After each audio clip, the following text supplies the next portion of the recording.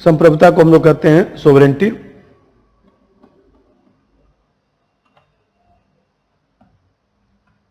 Sovereignty. तो संप्रभुता में क्या क्या पढ़ना है? सबसे पहले इसका अर्थ जानना है, फिर इसके बाद में बताया कि अर्थ जानने के साथ जो है कुछ परिभाषा भी जानना है, कथन, परिभाषा अवली कथन जानना है, वहां से प्रश्न आता है। संप्रभुता के प्रकार को पढ़ना है और अर्थ, परिभाषा, कथन जानेंगे तो अर्थ और विशेषता एक साथ पढ़ लीजिए। संप्रभुता का अर्थ क्या है, विशेषता क्या है, कथन और प्रकार, एक तो ये जानना है। इसके बाद इसमें जो है सिद्धांत पढ़ना है। तो यह जो सिद्धांत है उसमें दो सिद्धांत हैं, एक तो एकलवादी सिद्धांत, एकलवादी सिद्धांत उसको बोलते हैं ऑस्टिन का सिद्धांत, और दूसरा है बहुलवादी सिद्धांत।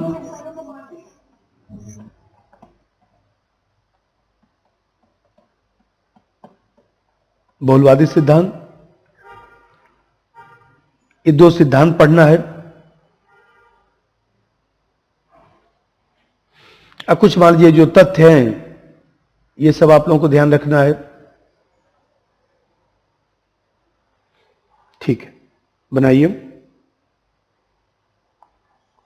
तो मैं बताया था कि राज्य में, भाई ये राज्य है तो राज्य में चार तत्व होते हैं। सबसे महत्वपूर्ण तत्व क्या है? संप्रभुता। फिर क्या है? भूभाग, जनसंख्या और सरकार। तो राज्य का सबसे महत्वपूर्ण तत्व जो है संप्रभुता है। और देखिए जो सोवरेंटी शब्द है, संप्रभुता, ये जो सोवरेंटी शब्द है,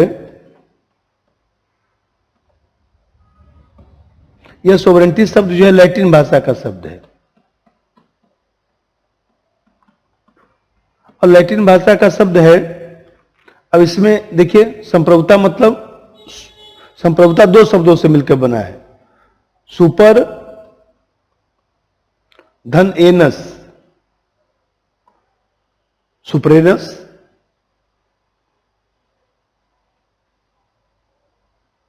सुपर मतलब सर्वोच्च, और एनस मतलब सत्ता, अथॉरिटी। तो संप्रभुता राज्य की सर्वोच्च शक्ति है। इसके द्वारा ही सरकार अपने कार्यों को संपादित करती है। भाई सरकार द्वारा जो कानून आदेश जारी किए जाते हैं, राज्य के शक्तिशाली होने का आधार तत्व क्या है? संप्रभुता। तो यह जो संप्रभुता है,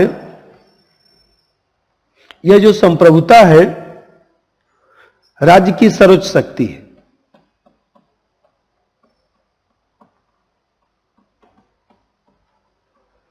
राज्य की सर्वोच्च शक्ति है।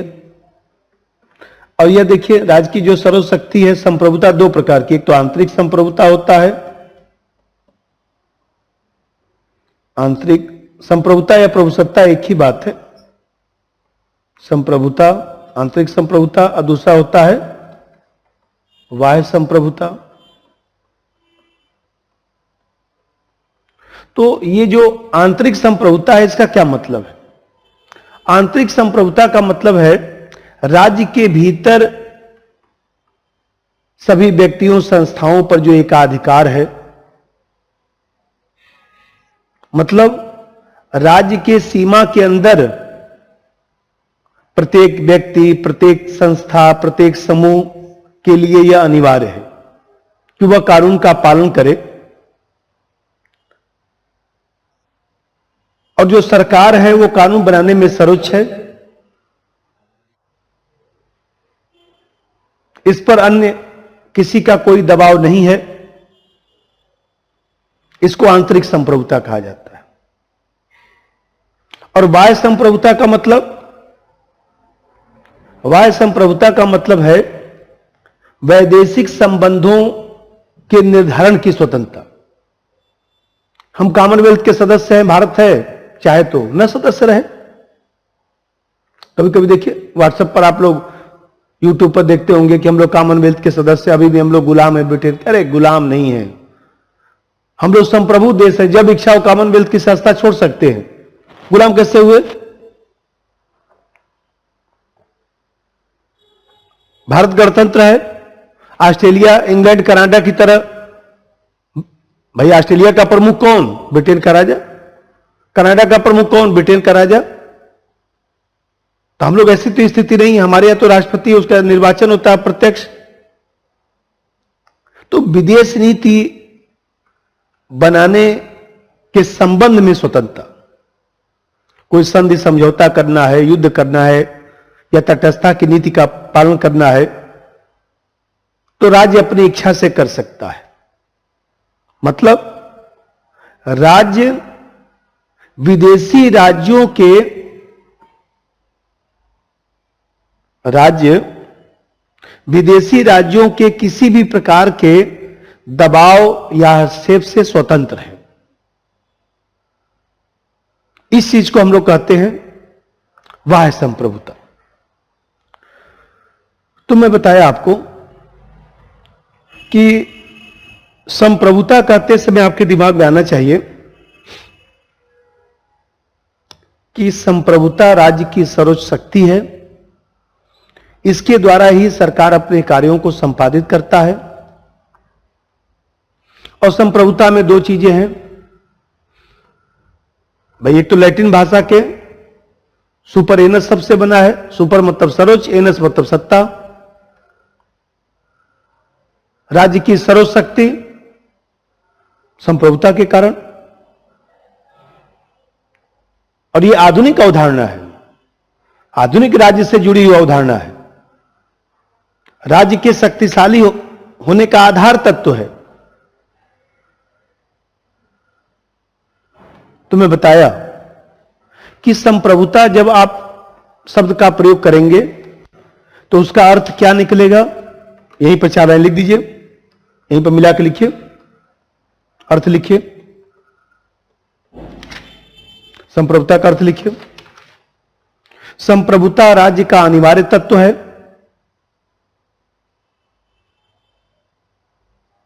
संप्रभुता राज्य का अनिवार्य तत्व है।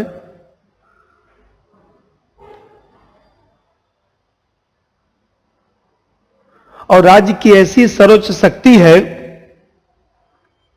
और राज्य की ऐसी सर्वोच्च शक्ति है जो अपने राज्य के भीतर, तांत्रिक संप्रभुता अपने राज्य के भीतर कुछ भी करने में स्वतंत्र है।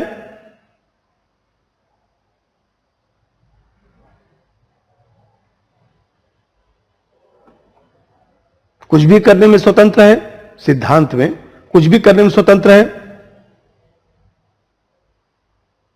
इसके आधार पर ही राज्य कानून का निर्माण करता है।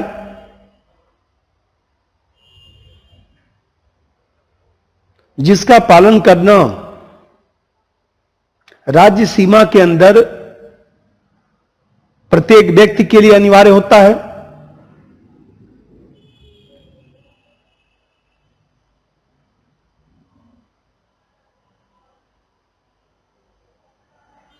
और साथ ही इसके माध्यम से ही राज्य वैदेशिक संबंधों की स्वतंत्रता रखता है। वैदेशिक संबंधों की स्वतंत्रता रखता है। वैदेशिक संबंधों की स्वतंत्रता रखता है। और देखिए जब ये चीज पढ़ते हैं तो थोड़ा सा मैं इसका विकास भी बता दूंगा।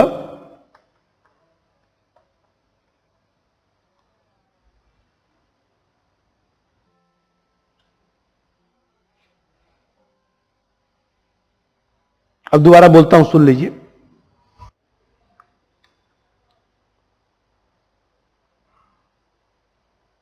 आंतरिक और बाह्य दोनों संप्रभुता।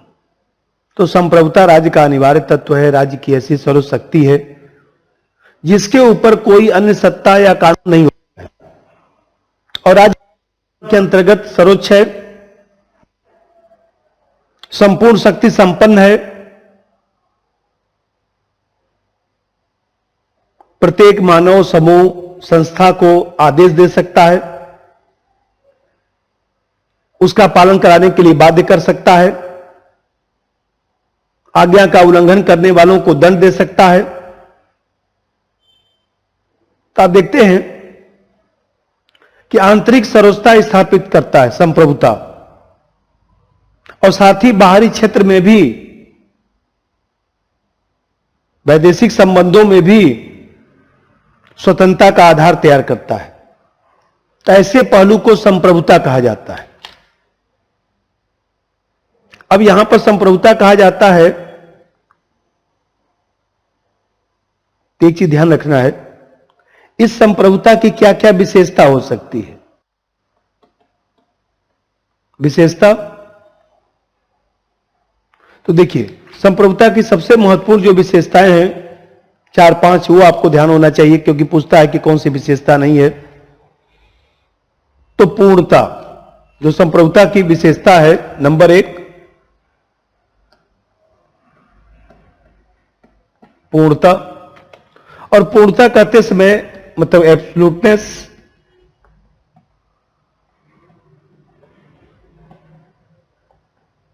पूर्णता का मतलब क्या हुआ,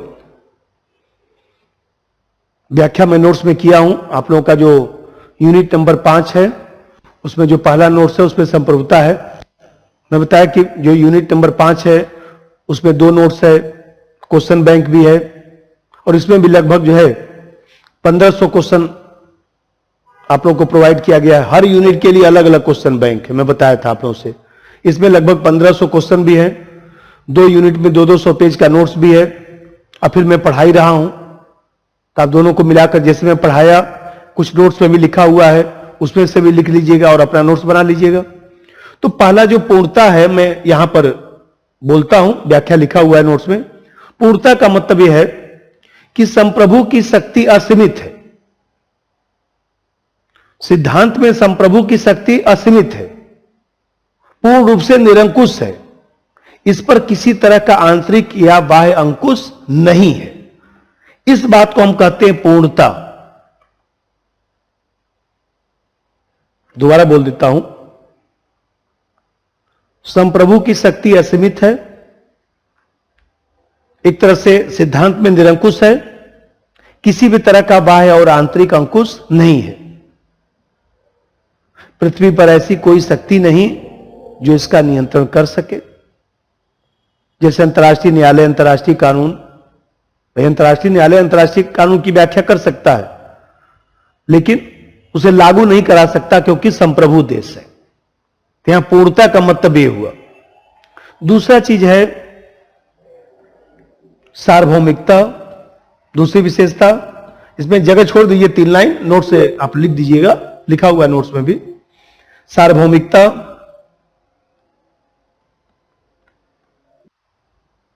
सार्वभौमिकता, यूनिवर्सलिटी,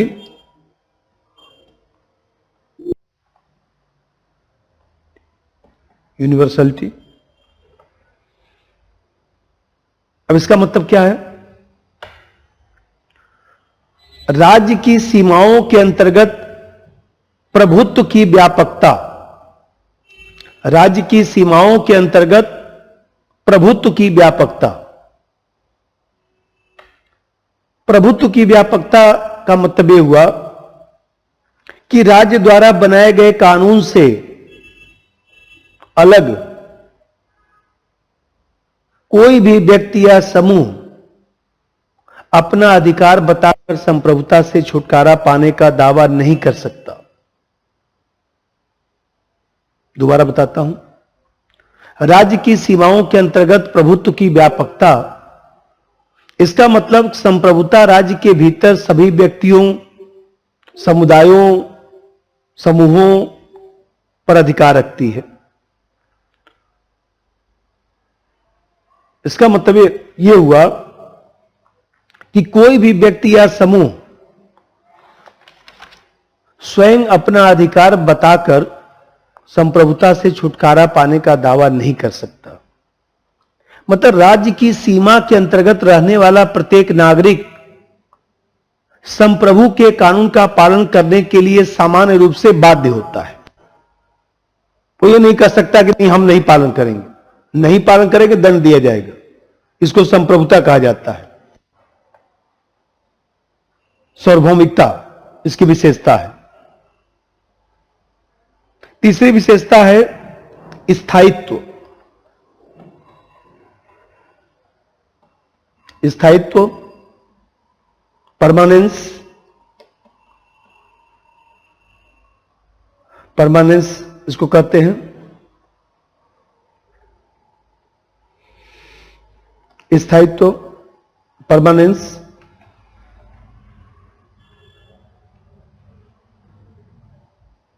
स्थायित्व का मतलब है कि संप्रभुता राज्य का स्थायी गुण है।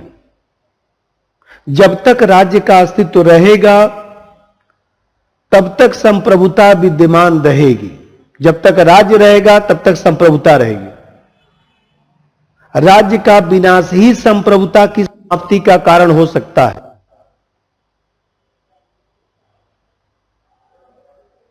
जब तक राज्य है संप्रभुता रहेगा। संप्रभुता स्थायी है, परमानेंस है, कभी इसका विनाश नहीं हो सकता। जब तक राज्य का अस्तित्व बना रहेगा तब तक संप्रभुता कायम रहेगी।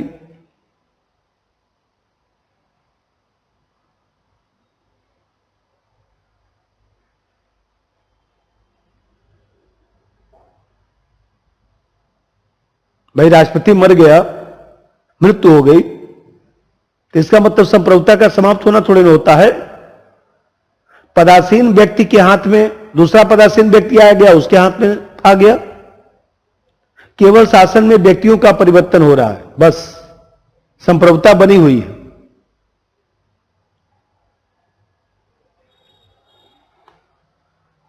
और तीसरी विशेषता इसकी है अदेयता, नंबर 4।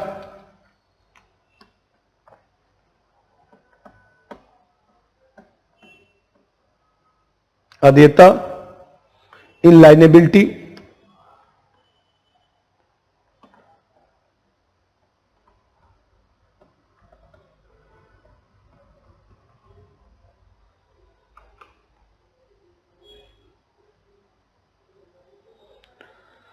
अदेयता का मतलब है कि संप्रभुता एक संपूर्ण इकाई है। उसके किसी भी गुण का त्याज्य नहीं किया जा सकता।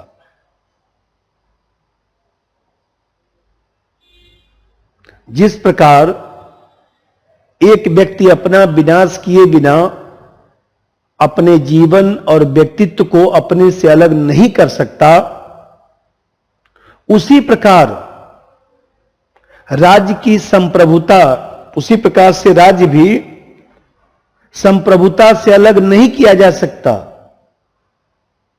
यदि राज्य को संप्रभुता से अलग करने का प्रयास करेंगे तो राज्य का अस्तित्व समाप्त हो जाएगा।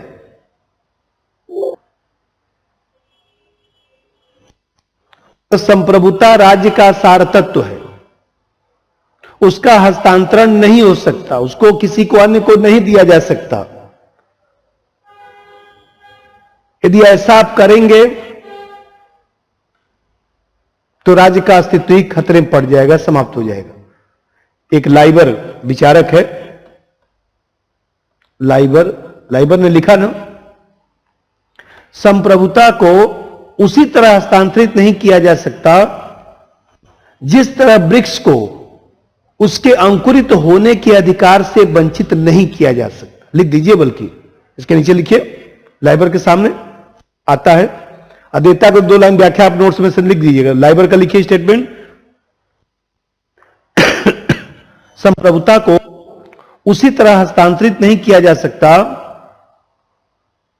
संप्रभुता को उसी तरह हस्तांतरित नहीं किया जा सकता जिस तरह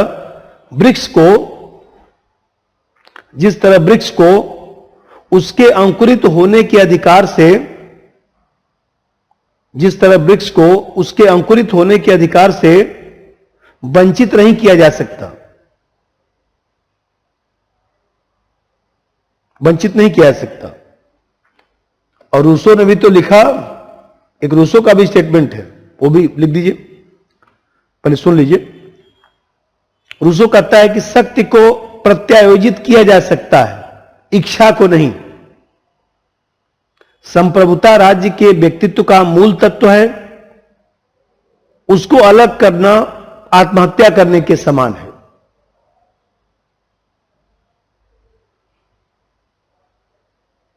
शक्ति को प्रत्यायोजित किया जा सकता है, इच्छा को नहीं, संप्रभुता को नहीं।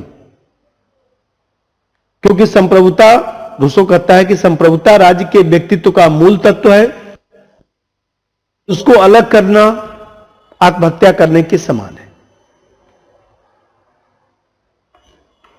ठीक है, कोई बात नहीं, रूसो का लिखिए, लिखना हो तो लिख दीजिए एक लाइन। शक्ति को प्रत्यायोजित किया जा सकता है, डेलीगेट करना, प्रत्यायोजित, शक्ति को प्रत्यायोजित किया जा सकता है, इच्छा को नहीं।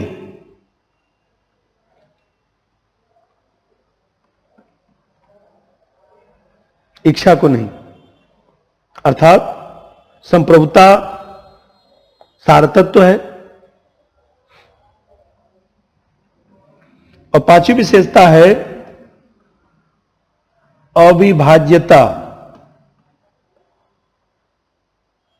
अविभाज्यता,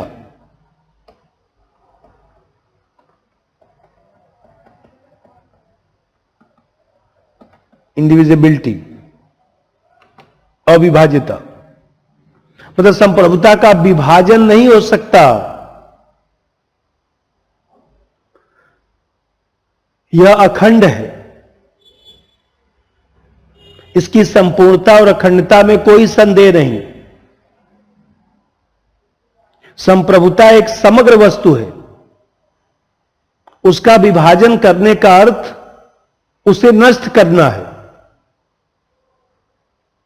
गेटल ने भी लिखा ना एक जगह, गेटल का लिख सकते हैं, गेटल ने लिखा कि यदि संप्रभुता परम पूर्ण नहीं है तो वह किसी राज्य का अस्तित्व ही नहीं है।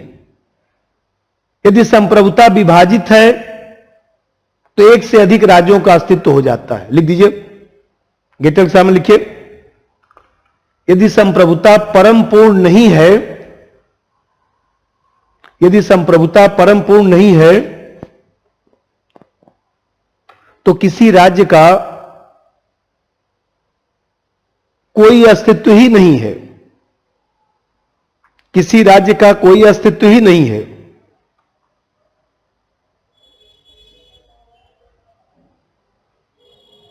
यदि संप्रभुता विभाजित है, उसी में यदि संप्रभुता विभाजित है तो एक से अधिक राज्यों का अस्तित्व हो जाता है,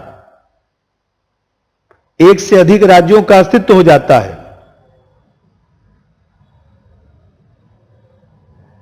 तब जानते हैं कि गार्नर की जो पुस्तक है political science and government, Garner की पुस्तक है ना,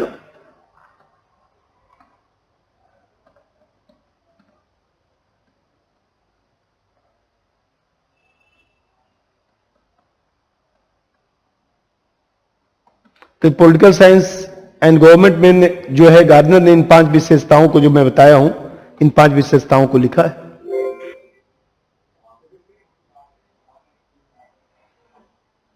और आप जानते हैं कि एक विशेषता और माना जाता है मौलिकता, वो भी लिख सकते हैं, मौलिकता,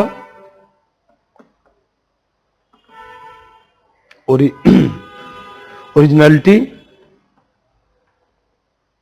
मौलिकता। मौलिकता का मतलब यह है कि वह अपनी स्थिति का आधार है,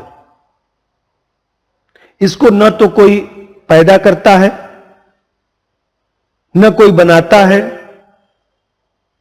संप्रभुता की शक्ति किसी दूसरे द्वारा प्रदान नहीं की जा सकती,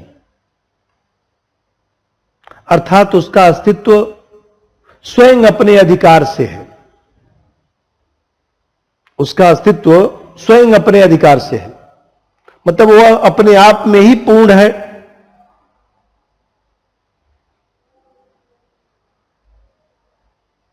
इसको न तो कोई पैदा करता है और न कोई बनाता है। राज्य रहेगा तो संप्रभुता रहेगा ही। संप्रभुता की शक्ति किसी दूसरे द्वारा प्रदान भी नहीं किया जा सकता, इसीलिए मौलिकता भी एक विशेषता माना जाता है। लेकिन 5 विशेषताएं जो अभी मैं बताया हूं, वो आपको ध्यान होना चाहिए। पूर्णता पूछता है संप्रभुता की कौन सी विशेष। अभी मैं संप्रभुता पढ़ाऊंगा, 1 घंटे सवा घंटे और पढ़ाऊंगा। इसको पढ़ाता हूं और आज तक जितना भी संप्रभुता व प्रश्न आया होगा, चाहे असिस्टेंट प्रोफेसर में आया होगा, चाहे नेट जीआरएफ में आया होगा, चाहे फर्स्ट ग्रेड में आया होगा, चाहे लेक्चरशिप में आया होगा, कोई भी परीक्षा होगा, सबका पेपर निकाल के करके देखिएगा हो रहा है कि नहीं। और साथ में इसके जो 400-500 क्वेश्चन जो बना रखा हूं वो प्रैक्टिस कर लीजिएगा और उसके बाद पेपर करके देखिएगा कि अब हो रहा है कि नहीं। मैं बताया कि आप हमसे पढ़िए, कहीं पढ़िए, आप एक चीज हमेशा ध्यान रखिए कि हमने पढ़ाई किया तो हमारा प्रश्न बना कि नहीं। सिर्फ कोरम मत पूरा करिए कि हमारा कोर्स पूरा हो गया। कोर्स पूरा करने से आपका सिलेक्शन नहीं होना है। अभी मैं घंटा 1.5 घंटा में पढ़ाऊंगा, पढ़ लीजिए। पढ़कर 400 क्वेश्चन जो दिया हूं उसको प्रैक्टिस कर लीजिए। जो नोट्स दिया हूं 15-20 पेज संप्रभुता पर लिखा होगा उसको पढ़ लीजिए। पढ़ने के बाद अब क्वेश्चन निकालिए। जितना भी नेट जीआरएफ का क्वेश्चन आज तक आया हुआ है, चाहे फर्स्ट ग्रेड का आया हुआ है, चाहे हरियाणा लेक्चरशिप का है, चाहे राजस्थान का फर्स्ट ग्रेड है, चाहे यूपी का मान लीजिए पीजीटी का एग्जाम होता है, चाहे बिहार में होता है, कहीं का निकालिए, देखिए, करिए और फिर बताइए हुआ कि नहीं। तो मैं बता रहा था, एक तो पूर्णता, सार्वभौमिकता, स्थायित्व, अदेयता, अविभाज्यता और मौलिकता, ये विशेषता ध्यान रखना है। अब थोड़ा सा मैं इसको बोलूंगा, इसके विकास के बारे में थोड़ा बोलता हूं, क्योंकि यहां मैं बताया था कि पहले इसका अर्थ बताया, फिर विशेषता बताया, फिर इसका जो है थोड़ा विकास भी बोल दूं तो कथन बोलता हूं कि संप्रभुता का कैसे विकास हुआ है, थोड़ा सा उसके बारे में। विकास क्रम, कैसे संप्रभुता का विकास हुआ। देखिए, जो प्राचीन युग है, लिखना नहीं है, मैं बोलूंगा, प्राचीन जो युग है, एक तो प्राचीन युग, फिर मध्य युग और फिर जो है आधुनिक काल। इसके विकास के 3 चरण हैं। इसी को हम लोग को थोड़ा सा समझना है।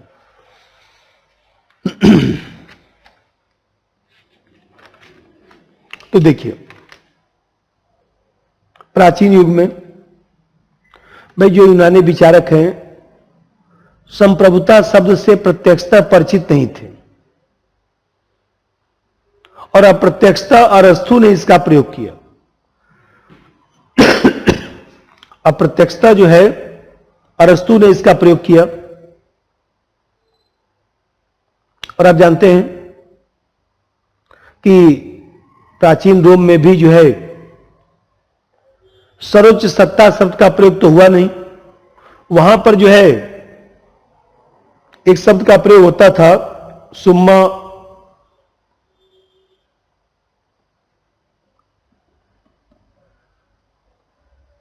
पोटेस्टास,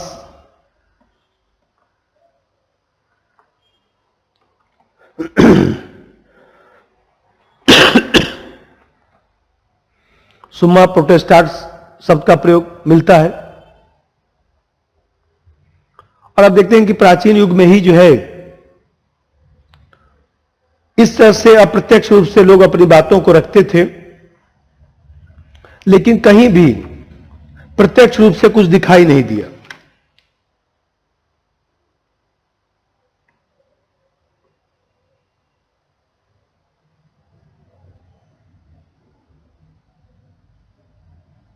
अब अप्रत्यक्ष रूप से अरस्तु ने इसका प्रयोग किया, लेकिन प्रत्यक्ष रूप से अरस्तु भी नहीं। तो आप देख रहे हैं प्राचीन युग में संप्रभुता दिखाई नहीं देता है। मध्य युग में आ जाइए।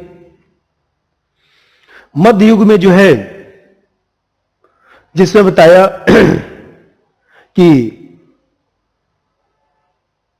प्राचीन रोम में जो है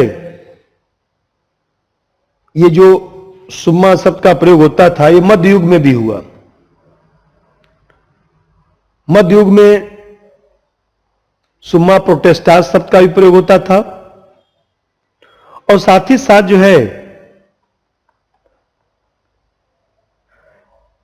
प्लेनिटोडो एक शब्द आता है,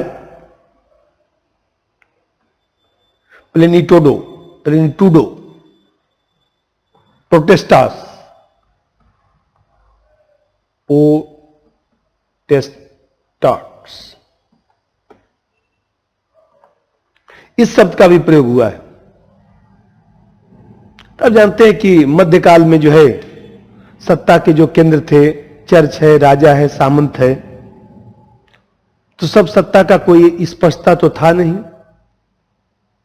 इसलिए संप्रभुता शब्द भी स्पष्ट नहीं हो पाया। आधुनिक काल में जो सामंतवादी ढांचे का जब पतन होना शुरू हुआ, तो सामंतवादी ढांचे के पतन के परिणाम स्वरूप जो है, सामंतवादी जो ढांचा है, सामंतवादी ढांचे के पतन के परिणाम स्वरूप जो है, जब आधुनिक राष्ट्र राज्य का उदय हुआ और उसमें जो है एक निश्चित भूमि पर बसे हुए लोगों ने मिलजुल कर कानून व्यवस्था की बात जब की गई, तो इसी औचित्य को सिद्ध करने के लिए संप्रभुता की उत्पत्ति हुई। इसी औचित्य को सिद्ध करने के लिए संप्रभुता की उत्पत्ति हुई। और आप जानते हैं कि सामंतवादी ढांचे के पतन के परिणाम स्वरूप जब आधुनिक राष्ट्र राज्य का उदय हुआ और एक भूमि पर जो लोग रहते थे, जब ये लोग जो है कानून व्यवस्था की बात करने लगे, अपने अधिकारों की बात करने लगे, यहीं से संप्रभुता शब्द का प्रयोग शुरू हुआ। और आप जानते हैं बोधा, वही तो आधुनिक काल की कड़ी है, मध्यकाल और आधुनिक काल। तो यहां पर देखते हैं कि बोधा ने जो है, अब यहां पर बोधा ने आधुनिक काल में, बोधा की जो पुस्तक है, बोधा ने 6 बुक्स कंसर्निंग द रिपब्लिक में, ये घटना है 1576 की, 1576 में 6 बुक्स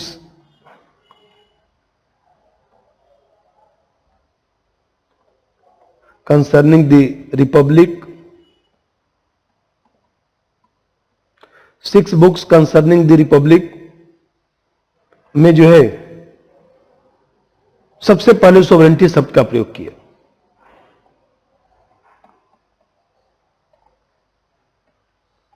सोवरेंटी शब्द का प्रयोग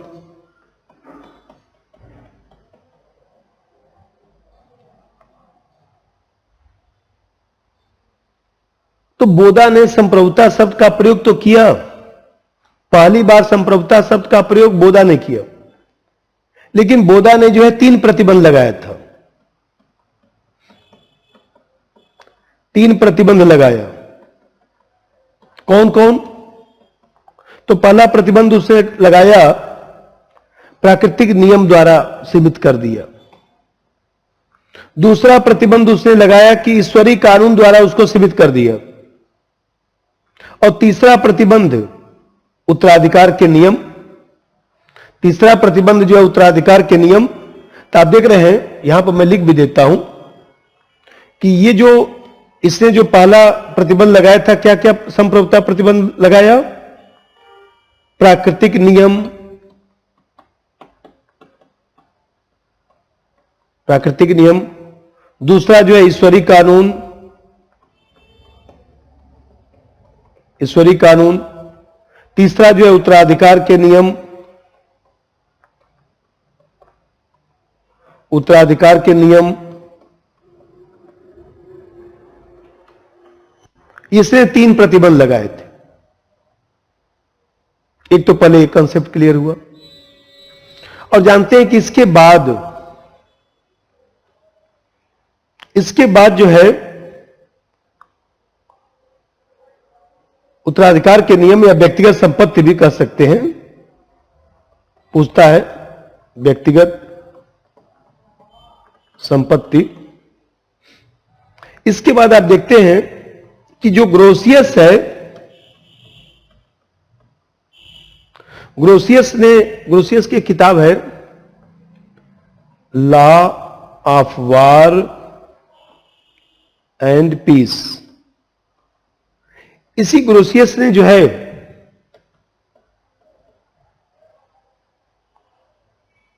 वह संप्रभुता का प्रतिपादन किया था, वह प्रभुसत्ता या संप्रभुता का प्रतिपादन किया। इसीलिए ग्रोसियस को हम लोग जो अंतर्राष्ट्रीय कानून का जन्मदाता भी कहते हैं।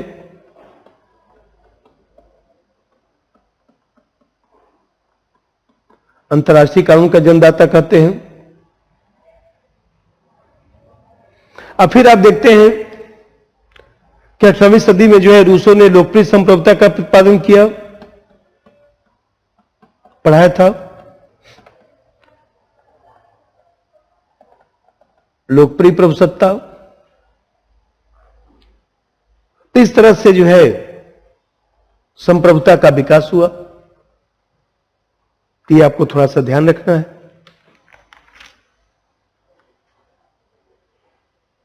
अब यहां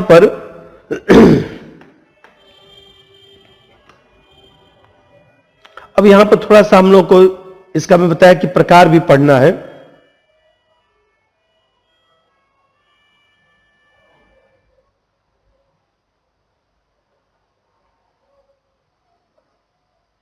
एक तो अर्थ जानना है, विशेषता हो गया, फिर इसका विकास। और कुछ मैं परिभाषा भी बता देता हूं जो बार बार आता है। तो इसमें जो है जैसे कुछ कथन आते हैं, मुख्य परिभाषा, या आप कह सकते हैं कथन। तो कथन में एक तो बोधा की परिभाषा। अब देखिए आप लोग नोट्स में से भी लिख सकते हैं इसको। बोधा कहता है ना, संप्रभुता नागरिकों और प्रजाजनों पर वह सर्वशक्ति है जिस पर कानून का कोई बंधन नहीं होता। लेकिन मैं बताया था कि बोधा जो है प्राकृतिक कानून और ईश्वरी जो कानून है उसका प्रतिबंध लगाता है। तो 3-4 परिभाषा आपको ध्यान होना चाहिए। एक तो बोधा का लिख डालिएगा, फिर इसी तरह से जो है बिलोबी की परिभाषा नोट्स में लिखा भी हूं, उसमें से भी उतार सकते हैं। बिलोबी के सामने लिख सकते हैं। संप्रभुता राज्य की सर्वोच्च इच्छा है, लिखिए। 1-2 मैं भी लिखवा दूं। संप्रभुता राज्य की सर्वोच्च इच्छा है। वर्गेस की परिभाषा लिखिए। संप्रभुता राज्य के व्यक्तियों और समुदायों पर, संप्रभुता राज्य के व्यक्तियों और समुदायों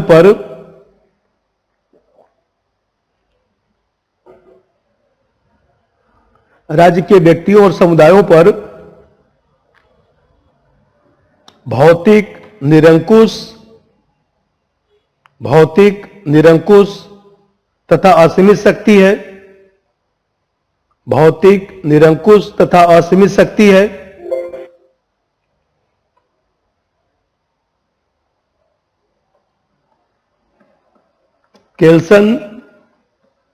केल्सन की परिभाषा लिखिए।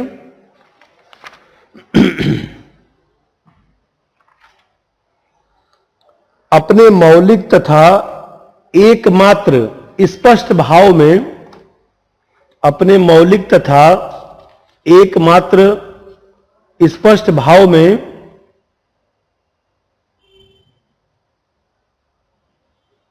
संप्रभुता का आशय सर्वोच्च भाव से है। संप्रभुता का आशय सर्वोच्च भाव से है।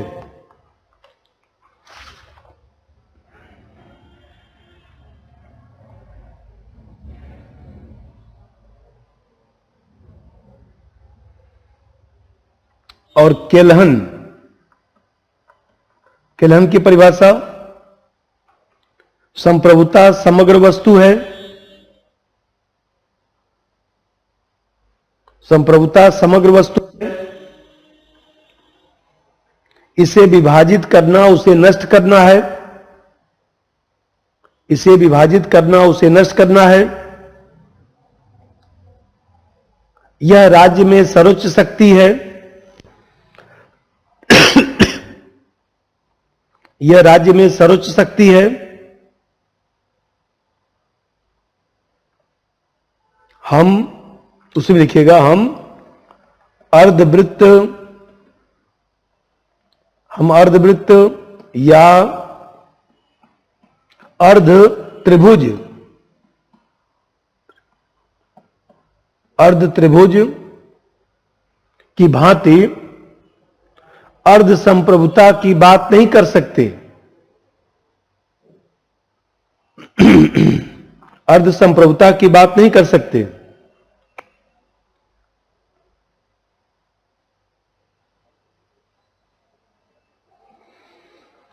और उसमें जो है कभी कभी पोलक की परिभाषा भी आता है, पोलक का लिख दीजिए, पोलक, ये 5-7 याद होना चाहिए क्योंकि कभी कभी ये परिभाषा 4 लिख देता है, 4 विचारक लिख देता है, ऐसे मिलाने के लिए बोलता है। पोलक के सामने लिखिए, संप्रभुता वह शक्ति है जो न तो स्थायी, जो न तो स्थायी है और न ही किसी में निहित है, और न ही किसी में निहित है, यह किसी कानून के अधीन भी नहीं है, यह किसी कानून के अधीन भी नहीं है।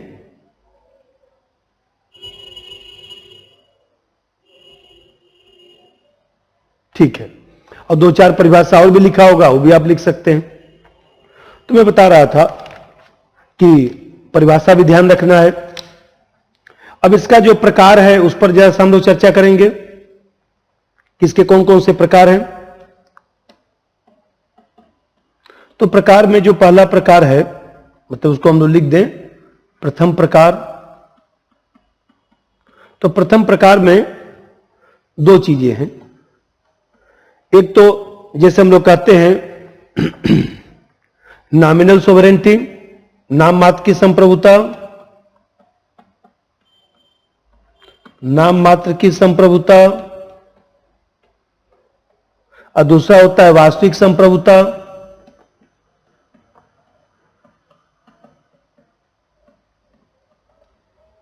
नॉमिनल सोवरेंटी और रियल सोवरेंटी। तो नॉमिनल सोवरेंटी का मतलब है जिसके नाम से शासन का समस्त कार्य संपादित होता है, और वास्तविक संप्रभुता का मतलब जिसके द्वारा वास्तव में शासन किया जाता है। तो यह जो भेद है यह संसदीय व्यवस्था में दिखाई देता है। जैसे मान लीजिए भारत में राष्ट्रपति नाम मात्र की संप्रभुता है, और वास्तविक संप्रभुता किसके पास? मंत्रिपरिषद के पास। तो नाम मात्र की संप्रभुता का मतलब जिसके नाम से शासन का समस्त कार्य संपादित किया जाता है, और वास्तविक संप्रभुता का मतलब जिसके द्वारा वास्तव में शासन किया जाता है। यहीं पर नीचे लिख दीजिएगा, यह भेद संसदीय प्रणाली में दिखाई देता है। जैसे नाम मात्र का संप्रभु है,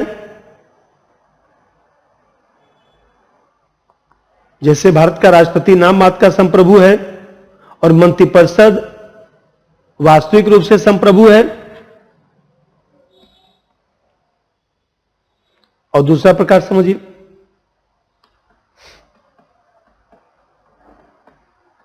द्वितीय प्रकार समझिए। दूसरा जो प्रकार है उसको हम लोग कहते हैं डी ज़्यूरे, डी फैक्टो, विधि सम्मत और तथ्य रूप से। तथ्य रूप से, डी यूरो सोवरेनिटी विधि सम्मत संप्रभुता और तथ्य रूप से संप्रभुता। अब समझिए इसका क्या मतलब है। विधि सम्मत संप्रभुता का मतलब देश के संविधान द्वारा जिस व्यक्ति या समूह को शासन का अधिकार दिया जाता है,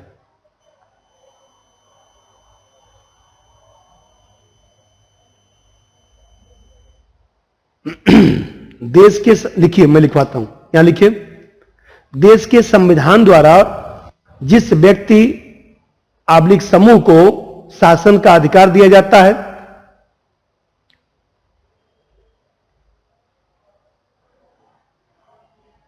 जैसे निर्वाचन कराकर शासन देना, निर्वाचन कराकर शासन देना, निर्वाचित सरकार। तथ्य रूप में लिखिए, देश के अंदर व्यवहार में जिस व्यक्ति या समूह द्वारा शासन किया जाता है, देश के भीतर व्यवहार में जिस व्यक्ति आब्लिक समूह द्वारा शासन किया जाता है। अब जैसा समझिए यह भेद क्यों किया गया। संप्रभुता का यह भेद जो है क्रांति और विद्रोह के समय दिखाई देता है। भाई मुशर्रफ साहब को लीजिए, मुशर्रफ साहब शुरू में क्या हुआ बिना निर्वाचन के ही वो तथ्य रूप से सरकार चला रहे थे, जबकि नवाज शरीफ साहब को चुनाव करके तो आप देख रहे हैं कि जब क्रांति हो रही है, विद्रोह हो रहा है, तो विधि सम्मत संप्रभुता किसके पास है? नवाज शरीफ साहब के पास। और कौन कर रहा है वास्तव में? परवेज मुशर्रफ साहब। तो संप्रभुता का यह भेद क्रांति के समय दिखाई देता कुछ दिनों के लिए, लेकिन सामान्य शासन होने पर दोनों साथ साथ ही चलता है कि जो विधि सम्मत है वही तथ्य सम्मत है। ये क्रांति के समय कुछ दिन के लिए ऐसा दिखाई देता है, लिख दीजिए। तभी तो कोई मान लीजिए क्रांति कर, जैसे मान लीजिए परवेज मुशर्रफ साहब को लीजिए, तो उन्होंने क्या किया?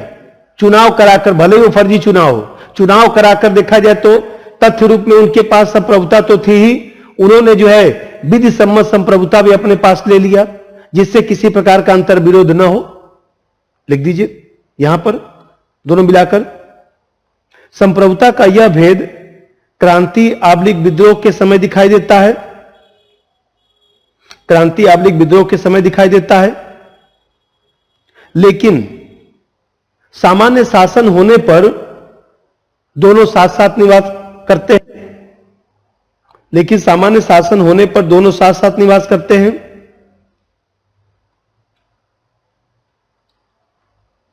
और तीसरा प्रकार समझिए,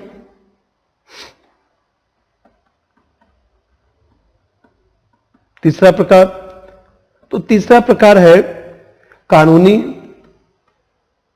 कानूनी संप्रभुता और राजनीतिक संप्रभुता।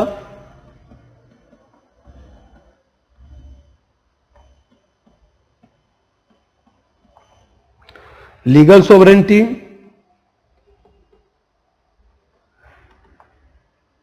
और पॉलिटिकल सोवरेनिटी।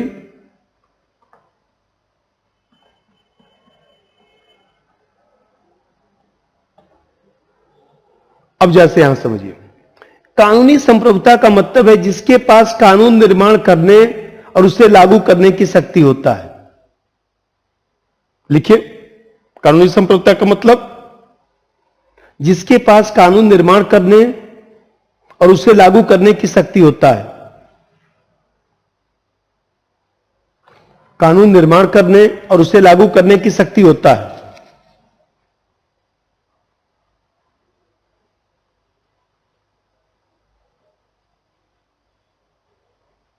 जैसे विधायिका, जैसे विधायिका,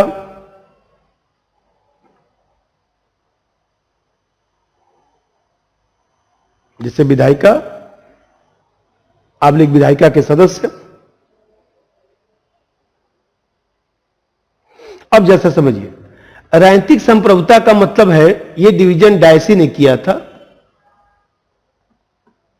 डायसी ने किया था, लॉ ऑफ द कॉन्स्टिट्यूशन जो उसकी किताब है, उसी की किताब में किया था। The law of the constitution. और राजनीतिक संप्रभुता का मतलब लिख दीजिए, इसका अर्थ निर्वाचक मंडल से है। इसका अर्थ निर्वाचक मंडल से है, जिसकी इच्छा अवलिक समर्थन पर, जिसकी इच्छा अवलिक समर्थन पर कानूनी संप्रभु का अस्तित्व निर्भर करता है, जिसकी इच्छा अवलिक समर्थन पर कानूनी संप्रभु का अस्तित्व निर्भर करता है।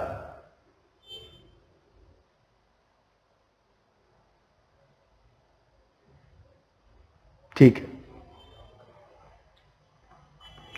और एक चीज आप ध्यान रखिए,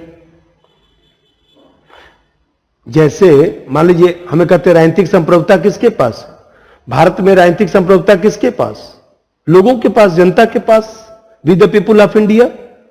कानूनी संप्रभुता संसद के पास। तो यहां पर थोड़ा सा नोट करके आपको लिखना पड़ेगा। नोट करके पहला पॉइंट लिखिए, यह डायसी ने किया है, वही लॉ ऑफ द कॉन्स्टिट्यूशन में यह भेद डायसी ने किया है, और कहा कि कानूनी संप्रभु के पीछे, और कहा कि कानूनी संप्रभु के पीछे दूसरा संप्रभु विद्यमान रहता है, दूसरा संप्रभु विद्यमान रहता है, जिसके सामने कानूनी संप्रभु को झुकना पड़ता है,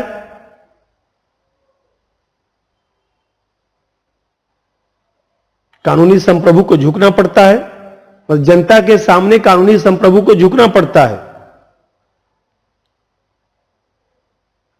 और दूसरा पॉइंट डायसी का ही,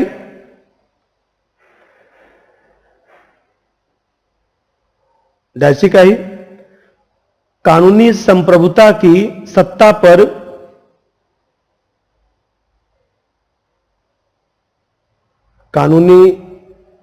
कानूनी संप्रभु की सत्ता पर नियंत्रण रखने वाली शक्ति को, कानूनी संप्रभु की सत्ता पर नियंत्रण रखने वाली शक्ति को राजनीतिक संप्रभु कहा जाता है। राजनीतिक संप्रभु कहा जाता है।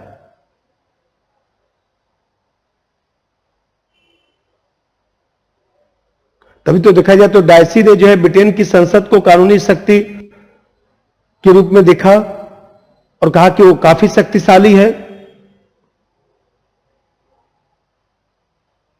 अब थोड़ा सा एक दो परिभाषा अलग है, वो भी मैं लिखवा देता हूं।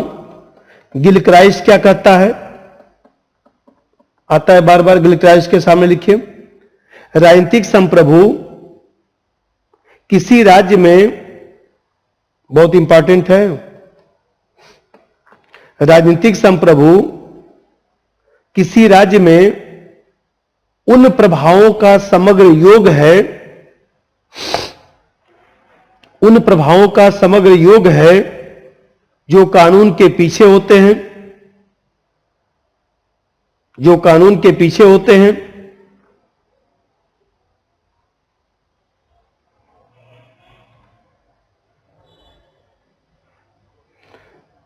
और एक दो और लिखवा देता हूं, एक तो गेटल का भी लिख दीजिए। वैसे तो डायसी का ही टिक लगाना है, लेकिन कभी कभी आ जाता है ऐसे।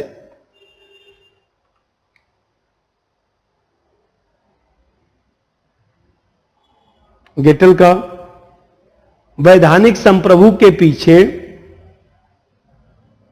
वैधानिक संप्रभु के पीछे एक राजनीतिक संप्रभु की खोज का प्रयास, वैधानिक संप्रभु के पीछे एक राजनीतिक संप्रभु की खोज का प्रयास संप्रभुता की समूची धारणा को खत्म कर देता है। संप्रभुता की समूची धारणा को खत्म कर देता है और संप्रभुता को प्रभावों की सूची मात्र बना देता है। प्रभावों की सूची मात्र बना देता है। प्रभावों की सूची मात्र बना देता है।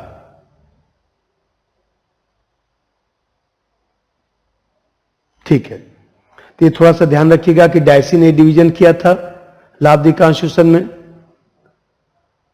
और डायसी का स्टेटमेंट ध्यान रखिएगा। और एक कोक भी स्टेटमेंट बोलता है, वो भी लिख दीजिए, वो भी आता है कभी कभी। कोक का लिखिए, कोक, COKE, कोक। ब्रिटिश संसद केवल कार्य को छोड़ सकती है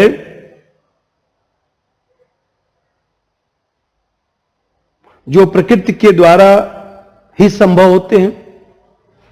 ब्रिटिश संसद केवल उन्हीं कार्यों को छोड़ सकती है जो प्रकृति के द्वारा ही संभव होते हैं, जो प्रकृति के द्वारा ही संभव होते हैं। ठीक है, अब थोड़ा सुन लीजिए। अब जैसे मान लीजिए ये 3 डिवीजन मुख्य हैं। एक होता है लोकप्रिय संप्रभुता, मैं थोड़ा थोड़ा बोलूंगा, आप लोग जानते हैं। लोकप्रिय संप्रभुता, पॉपुलर सोवरेनिटी। तो लोकप्रिय संप्रभुता कहते समय आपके दिमाग में आना चाहिए जैसे रूसो है,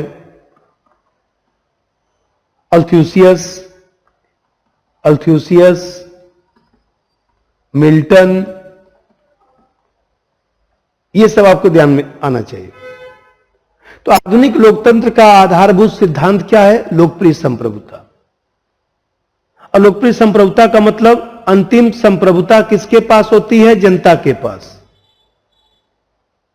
और जानते हैं कि मध्य युग में मार्सिलियो ऑफ पदुआ, नाम सुने होंगे आप लोग, मार्सिलियो ऑफ पदुआ। तो मार्सिलियो ऑफ पदुआ ने किताब लिखा था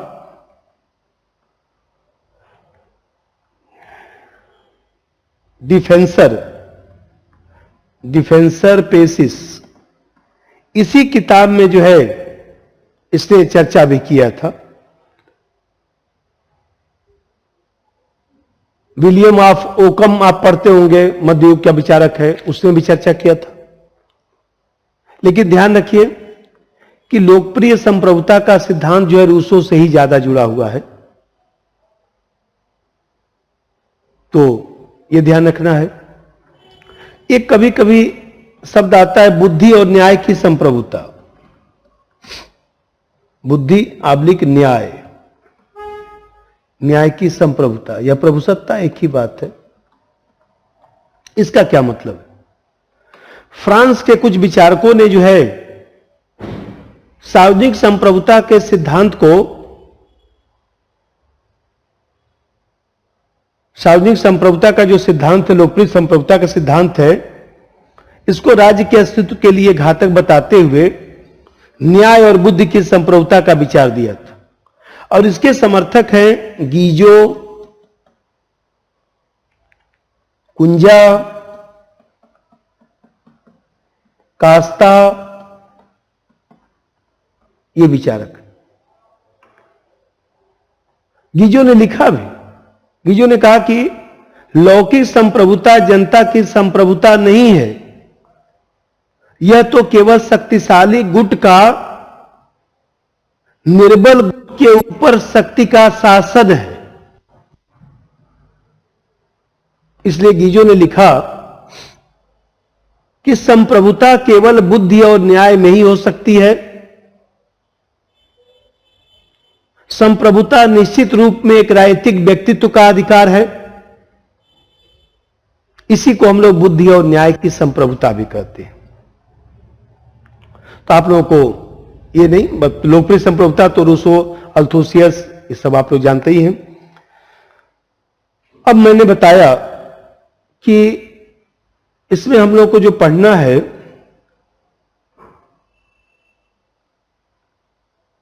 मैं बता रहा था, विकास हो गया, प्रकार हो गया, एकलवादी सिद्धांत क्या है, बहुलवादी सिद्धांत क्या है, ये हम लोग को थोड़ा सा पढ़ना है, तो उस पर चर्चा किया जाए।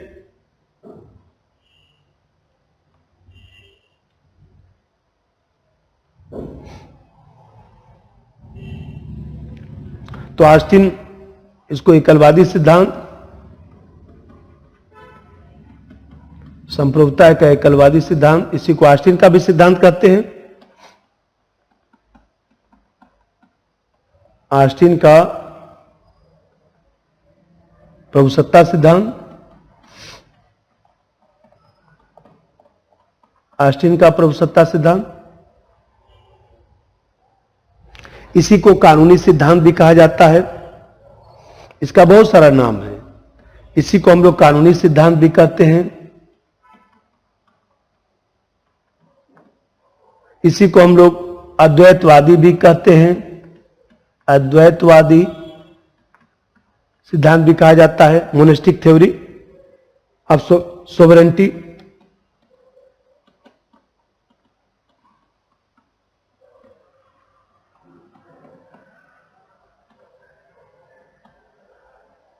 मोनेस्टिक थ्योरी ऑफ सोवरेंटी या ऑस्टिन थ्योरी ऑफ सोवरेंटी एक ही बात है। अब समझिए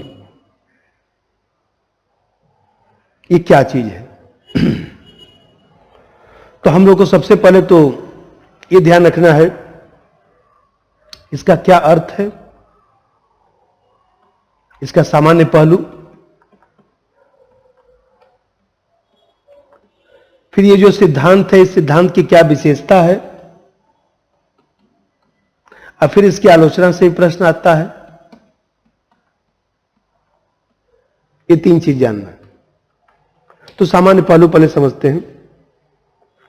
संप्रभुता का कानूनी दृष्टिकोण, बोधा ने संप्रभुता शब्द का प्रयोग किया, फिर हाब्स ने इसको स्पष्ट किया, और बाद में आपको ध्यान होगा बेंथम ऑस्टिन ने इसकी विशद व्याख्या की।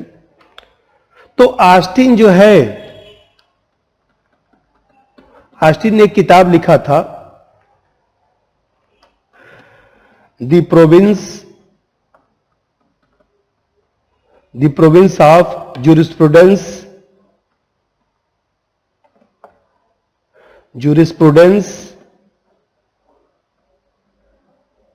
determined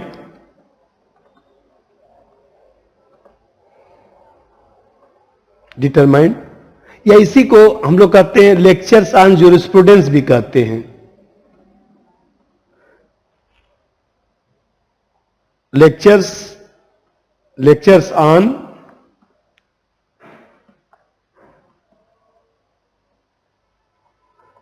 ऑन ज्यूरिस्प्रूडेंस भी इसको कहा जाता है। तो ऑस्टिन ने जो है विधि शास्त्र का जो विश्लेषणात्मक विचार है उसके माध्यम से संप्रभुता को परिभाषित किया, और बोधा ने जो प्राकृतिक कानून, उत्तराधिकार का नियम, ईश्वरी कानून का जो प्रतिबंध लगाया था, आप जानते हैं कि हाब्स ने ही अलग करना शुरू कर दिया था, और ऑस्टिन ने जो है संप्रभुता की धारणा को नैतिकता और ऐतिहासिक तत्वों से अलग कर दिया, और इसको जो है सकारात्मक विधि के साथ जोड़ दिया,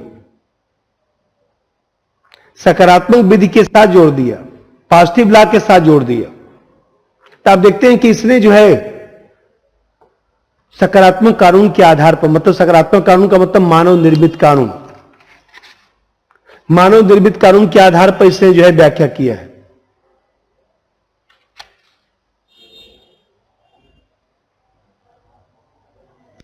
और आप जानते हैं कि भाई जैसे कानून को हम लोग कहते हैं कि एक ईश्वरी कानून है, तो ईश्वरी कानून जो मध्यकाल में चलता था उसको अस्वीकार कर दिया इसने, और इसने जो है सकारात्मक कानून को स्वीकार किया, मानवीय कानून को स्वीकार किया, मानव निर्मित कानून को स्वीकार किया,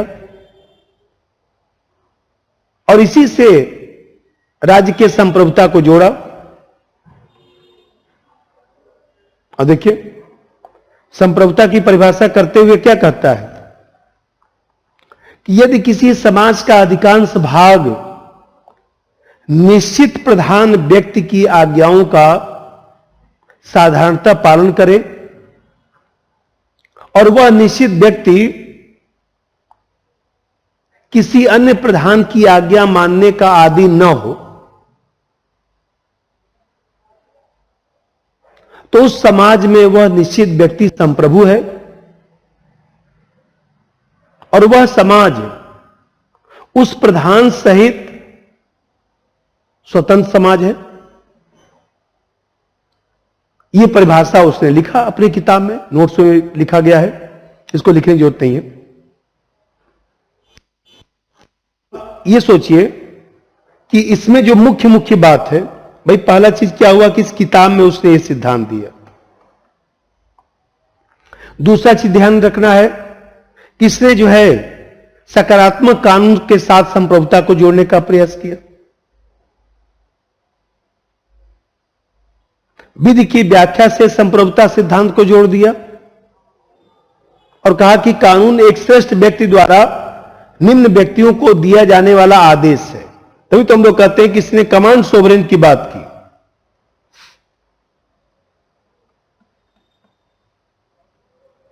कमांड सोवरेन,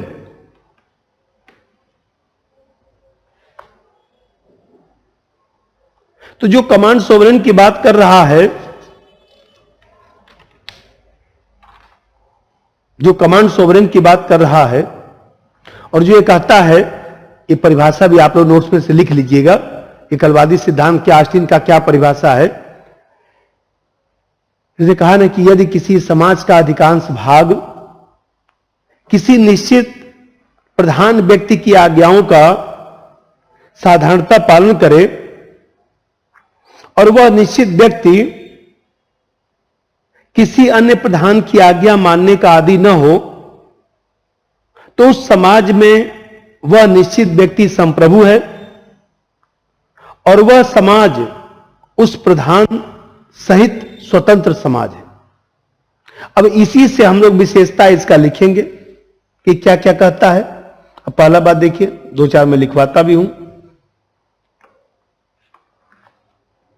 पहला चीज समझिए, ये कहता है कि समाज में एक निश्चित श्रेष्ठ व्यक्ति का होना अनिवार्य है। इसलिए तो कहता है कि प्राकृतिक कानून और सामान्य इच्छा जैसी अमूर्त धारणाएं संप्रभुता नहीं हो सकती। प्रभु सत्ताधारी निश्चित और जीता जागता इंसान होना चाहिए, जिससे जनता उसकी सर्वशक्ति की पहचान कर सके। मतलब संप्रभुता एक मानवीय शक्ति है। लिखिए नंबर 1 विशेषता, नंबर 1 लिखिए, समाज में एक निश्चित श्रेष्ठ व्यक्ति का होना अनिवार्य है। समाज में एक निश्चित श्रेष्ठ व्यक्ति का होना अनिवार्य है।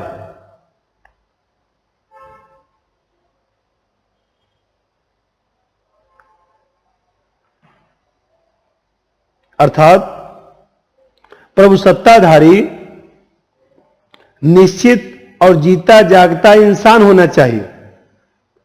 निश्चित और जीता जागता इंसान होना चाहिए, जिससे जनता उसकी सर्वशक्ति की पहचान कर सके।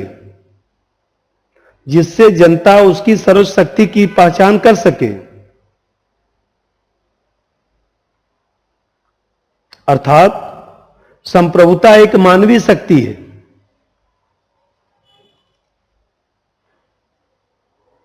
नंबर 2,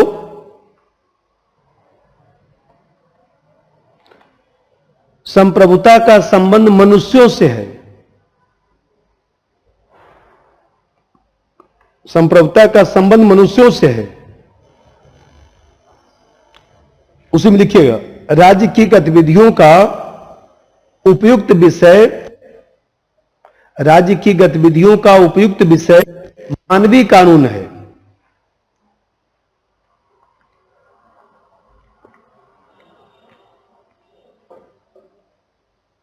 मानवीय कानून है, पब्लिक नैतिक कानून नहीं। नंबर 3,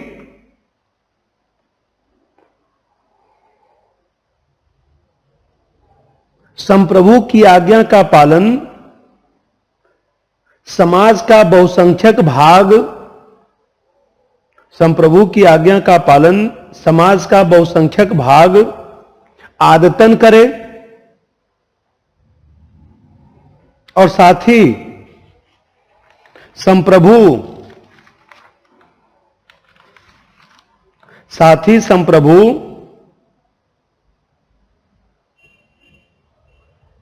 किसी अन्य के आदेश का पालन न करे,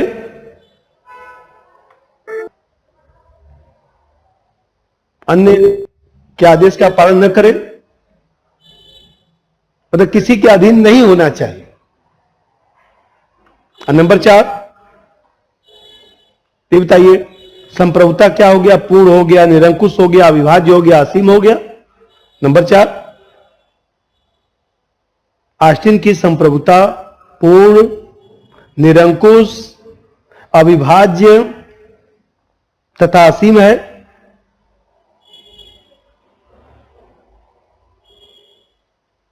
एक पॉइंट और लिखिए, संप्रभु अपने द्वारा निर्मित कानूनों से बंधा नहीं है। संप्रभु अपने द्वारा निर्मित कानूनों से बंधा नहीं है, अपितु उससे ऊपर और असीमित है, उससे ऊपर और असीमित है, उससे ऊपर और असीमित है। तो ये तो मैं बताया कि ऑस्टिन का संप्रभुता सिद्धांत। अब इसकी आलोचना से प्रश्न आता है, वो भी आपको ध्यान रखना है। ऑस्टिन की संप्रभुता की जो आलोचना है उससे भी प्रश्न आता है। अब पहली आलोचना हेनरी मैन का, हेनरी मैन की किताब बताया था अर्ली इंस्टीट्यूशन। तो हेनरी मैन ने लिखा आलोचना में कि निश्चित जनश्रेष्ठ व्यक्ति को खोज पाना मुश्किल है। अब दूसरा बात उसने कहा कि वास्तव में वो कहता है कमांड सोवरेन, कानून को संप्रभु का आदेश कहता है। तो हेनरी मैन कहता है कि वास्तव में कानून का आधार जो है प्रथा भी होता है, रीति रिवाज भी होता है। कानून समाज की सामूहिक चेतना का परिणाम होता है। तो कैसे मान लिया जाए? लिख दीजिए। हेनरी मैन ने कहा कि निश्चित श्रेष्ठ व्यक्ति को खोज पाना मुश्किल है। निश्चित श्रेष्ठ व्यक्ति को खोज पाना मुश्किल है। और यह भी कहा कि कानून के आधार प्रथाएं और रीति रिवाज भी होते हैं। कानून के आधार प्रथाएं और रीति रिवाज भी होते हैं।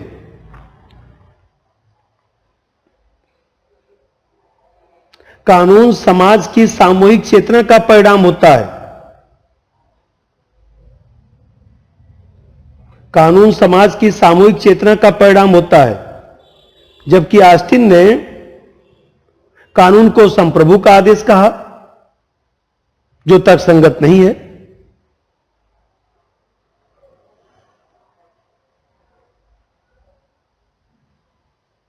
अब सुन लीजिए, दूसरा जो आलोचना में ध्यान रखना है,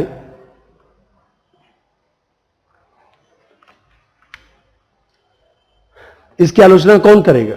बहुलवादी विचारक करेंगे। अपने दिमाग में रखिए, बहुलवादी विचारक करेंगे। तो जो उसमें से मुख्य है वो आपको ध्यान होना चाहिए। ब्राइस ने भी लिखा था, ब्राइस का लिखने की जरूरत नहीं है, सुन लीजिए। ब्राइस ने लिखा था कि संप्रभुता का यह सिद्धांत जो है आधुनिक राज्यों से मेल नहीं खाता है। यह सर्वशक्तिमान विधानमंडल वाले राज्यों पर लागू नहीं हो सकता। आधुनिक लोकतांत्रिक राज्य संविधान द्वारा नियंत्रित होते हैं, किसी व्यक्ति विशेष द्वारा नहीं। तो ब्राइस ने लिखा मॉडर्न डेमोक्रेसी में, उसका किताब है ना मॉडर्न डेमोक्रेसी, तो मॉडर्न डेमोक्रेसी में लिखा कि ऑस्टिन विधि और तथ्य दो पृथक क्षेत्रों को मिला देता है, इतिहास की उपेक्षा करता है। इसलिए अधिकांश राज्यों में इस सिद्धांत का प्रयोग संभव नहीं। और इसी प्रकार देखिए,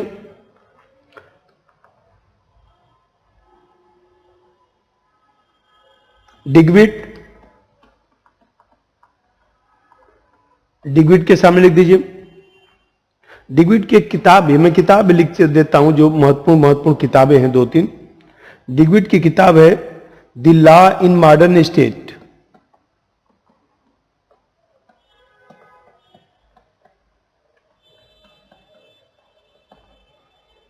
तो डिग्विड ने लिखा कि कानून सामाजिक आवश्यकता की अभिव्यक्ति होते हैं, सामाजिक सुदृढ़ता की अभिव्यक्ति होते हैं।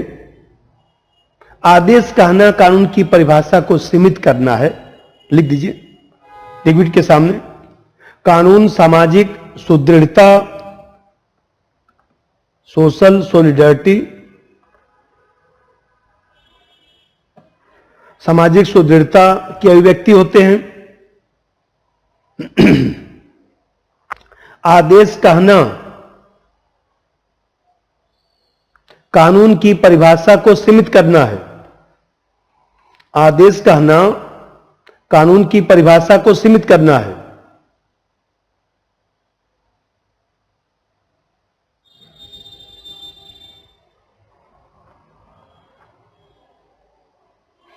और चौथी आलोचना करावे की किताब है the modern idea of modern state. The modern idea of modern state. तो करावे ने कहा, सामाजिक संसद का प्रतिपादन करता है ना, ये सामाजिक संसद की बात करता है। इसी आधार पर इसने आलोचना किया था। लिख दीजिए, किसी समुदाय का कानून नहीं होता है। किसी समुदाय का कानून नहीं होता है।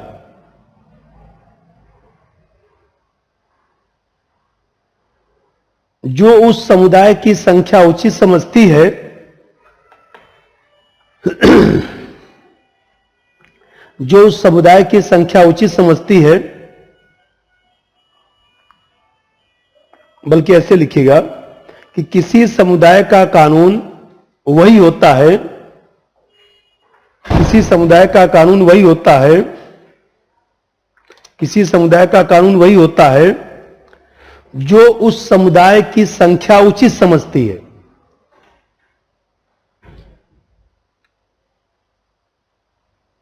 और करावे का एक और लिख दीजिए यहीं पर नीचे, राज्य को अस्तित्व में लाने का श्रेय कानून को है। राज्य को अस्तित्व में लाने का श्रेय कानून को है।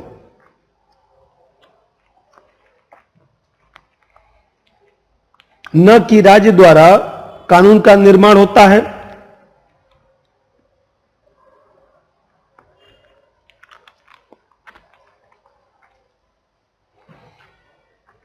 न कि राज्य द्वारा कानून का निर्माण होता है।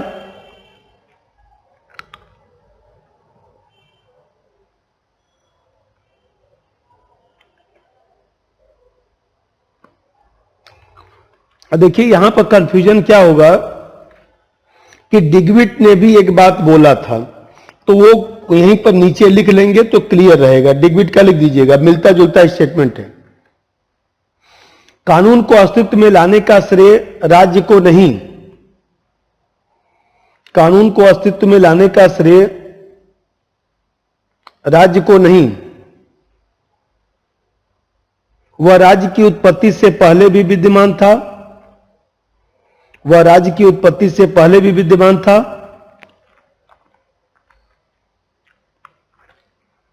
और उसका स्थान राज्य से ऊंचा है, उसका स्थान राज्य से ऊंचा है।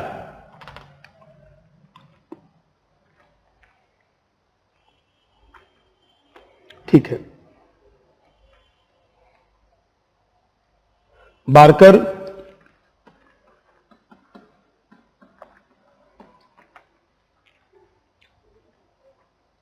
में नंबर 1 करके लिखिए। प्रभुसत्ता संपन्न राज्य की मान्यता, प्रभुसत्ता संपन्न राज्य की मान्यता जितनी निर्जीव और निरर्थक हो गई है,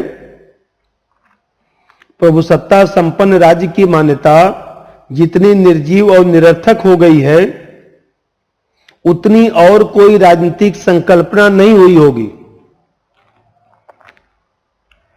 उतनी और कोई राजनीतिक संकल्पना नहीं हुई होगी।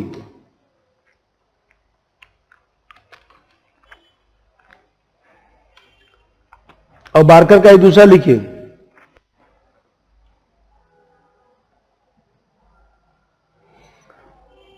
व्यक्तित्व की अवधारणा का प्रतिपादन,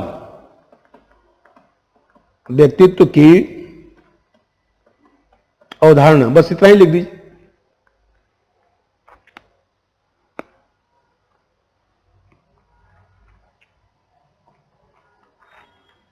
रियल पर्सनालिटी उसको कहते हैं।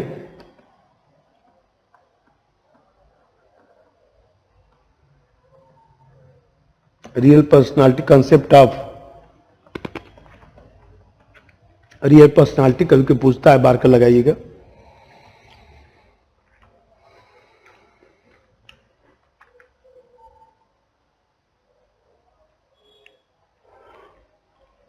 इसी तरह से लिंडसे जो है संगठनों का संगठन कहता है, संगठनों का संगठन। लिंडसे में दूसरा बात लिखिए। यदि हम वस्तु स्थिति को देखें तो, यदि हम वस्तु स्थिति को देखें तो यह सर्वथा स्पष्ट हो जाएगा कि, यह सर्वथा स्पष्ट हो जाएगा कि प्रभुसत्ता संपन्न राज्य का सिद्धांत, प्रभुसत्ता संपन्न राज्य का सिद्धांत धराशायी हो चुका है। लिंडसे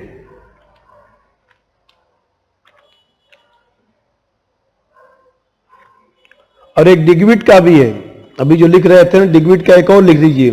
डिग्विड के सामने लिखिए। राज्य का प्रभुत्व या तो मर चुका है, राज्य का प्रभुत्व या तो मर चुका है या मृत्यु शैया पर पड़ा हुआ है। राज्य का प्रभुत्व या तो मर चुका है या मृत्यु शैया पर पड़ा हुआ है। ऐसे आता है तो रटना पड़ेगा, इतना आसान नहीं होता है। मैं बताया, मैं पढ़ा दूंगा सब, ये सिलेबस है, इससे ज्यादा भी पढ़ा दूंगा, कहीं कोई दिक्कत नहीं है। जो बताता हूं केवल उतना पढ़ लीजिएगा। जो 15,000 क्वेश्चन बैंक बना रखा हर यूनिट के लिए, 1,000 2,000 हर यूनिट के लिए प्रैक्टिस सेट है, उसको सॉल्व कर लीजिए और क्लास को ध्यान से पढ़ लीजिए, नोट्स बना लीजिए, कुछ नोट्स में से लिख लीजिए, बस। इससे ज्यादा कोई किताब की जरूरत नहीं है। चाहे नेट जीआरएफ की परीक्षा हो, चाहे लेक्चरर हो, चाहे असिस्टेंट प्रोफेसर हो, चाहे फर्स्ट ग्रेड हो, जो इच्छा हो वो परीक्षा दे लीजिए। अब देकर जाए फोन करके बता दीजिएगा हुआ कि नहीं। डिग्विड, तो डिग्विड के सामने लिखिए, लिख दिए ना कि राज्य का प्रभुत्व या तो मर चुका है या मृत्यु शैया पर पड़ा हुआ है। एक करावे का और लिख दीजिए। प्रभुसत्ता की धारणा को राजनीति सिद्धांत से निकाल देना चाहिए। कराबे लगाइएगा, कराबे के सामने लिखिए, प्रभुसत्ता की धारणा को राजनीतिक सिद्धांत से निकाल देना चाहिए, राजनीतिक सिद्धांत से निकाल देना चाहिए। और लास्की का लिखिए, लास्की के सामने लिखिए, यदि प्रभुसत्ता की संपूर्ण धारणा का त्याग कर दिया जाए, यदि संप्रभुता की संपूर्ण धारणा का त्याग कर दिया जाए तो यह राजनीति विज्ञान के लिए स्थायी लाभ होगा, राजनीति विज्ञान के लिए स्थायी लाभ होगा। बहुत इंपॉर्टेंट है, आता है, ये सब पढ़ लीजिएगा, रट लीजिएगा जितना लिखवा रहा हूं, ज्यादा भटकने की चीज नहीं है। 50 किताब आपको बता दूंगा, बैठ के पढ़ेंगे तो हम क्या करेंगे? अरे हम सब पढ़ रखे, आपको लिखवा दूंगा, आप तो जो बता रहा हूं वही रट लीजिए बस। अब परीक्षा दे के एक बार बताए तो, अभी संप्रभुता पढ़ा रहा हूं, 15-20 मिनट और लगेगा, खत्म हो जाएगा। आज तक जितना संप्रभुता क्वेश्चन आया होगा करके हमको जरा बताइएगा हुआ कि नहीं। लास्ट का लिखिए, लिख दिया ना, यदि संप्रभुता की संपूर्ण धारणा का त्याग कर दिया जाए तो यह राजनीतिक विज्ञान के लिए स्थायी लाभ होगा। और एक मिस फॉलेट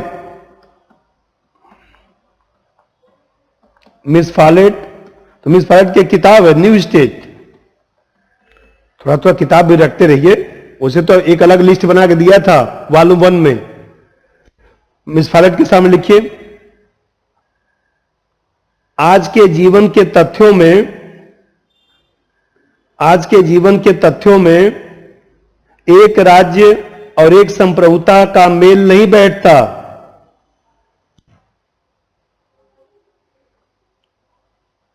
आज के जीवन के तथ्यों में एक राज्य और एक संप्रभुता का मेल नहीं बैठता।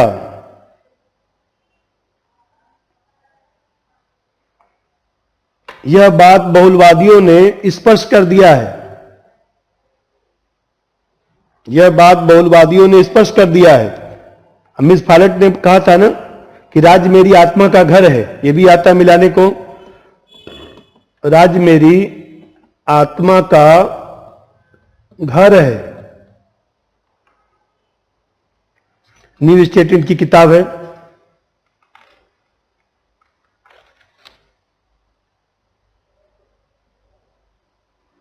ठीक है। और डिग्विड का किताब था the law in modern state, Duguit का किताब लिखे थे कि नहीं आप लोग?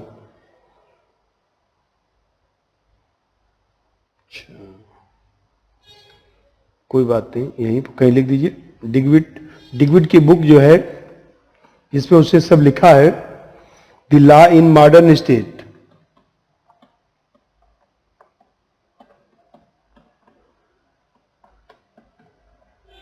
ठीक है।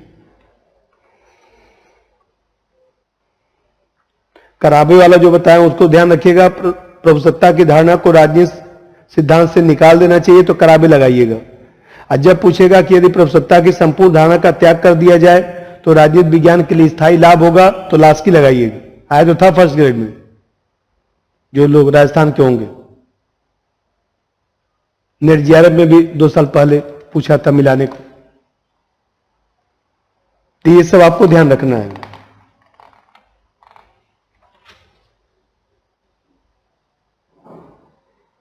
ठीक है। अब इसके बाद थोड़ा सा जो है संप्रभुता का बहुलवादी सिद्धांत है, उस पर मैं चर्चा करता हूं।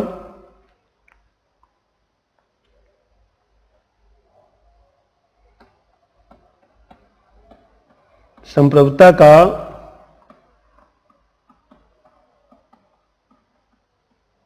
बहुलवादी सिद्धांत। अब देखिए, आपको सबसे पहले तो समर्थक ध्यान रखना है, और समर्थक में जैसे मान लीजिए इंग्लैंड के कुछ विचारक हैं, उनका नाम ध्यान रखना है, अमेरिका के कुछ विचारक हैं, उनका नाम ध्यान रखना है, और अन्य देशों के भी हैं। जैसे इंग्लैंड के जो विचारक हैं उनका नाम लिख देता हूं, Maitland, Figgis, Sidney Webb, Sidney Webb, Barker, Laski, GDH Cole और अमेरिका के जो है विलियम जेम्स,